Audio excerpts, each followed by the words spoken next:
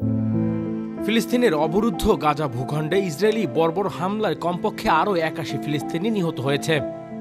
এতে করে উপত্যকাটিতে নিহতের সংখ্যা প্রায় ৪৬,৮০০ জনে পৌঁছেছে বলে জানিয়েছে আনাদোলু। মন্ত্রণালয় এক বিবৃতিতে জানিয়েছে, গত ২৪ ঘন্টায় ইসরায়েলি বাহিনীর অব্যাহত আগ্রাসনে ৮১ জন নিহত হয়েছে এবং ১৮৮ জন আহত হয়েছে।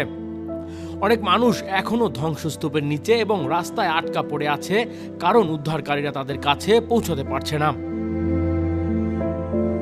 ফিলিস্তিনি স্বাস্থ্য কর্তৃপক্ষ মনে করছে, গাজা উপত্যকা জুড়ে বাড়িগুলোর ধ্বংসস্তূপের নিচে এখনও ১০,০০০-এরও বেশি লোক নিখোঁজ রয়েছে। মূলত গাজায় অবিলম্বে যুদ্ধবিরতির দাবি জাতিসংঘের নিরাপত্তা পরিষদের প্রস্তাব থাকা সত্ত্বেও ইসরায়েলি অবরুদ্ধ এই ভূখণ্ডে তার নৃশংস আক্রমণ অব্যাহত রেখেছে।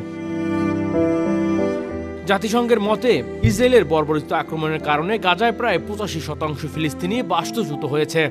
আর খাদ্য, বিশুদ্ধ পানি এবং ওষুধের তীব্র সংকটের মধ্যে গাজার সকলেই এখন খাদ্য নিরাপত্তাহীনতায় অবস্থার মধ্যে রয়েছে।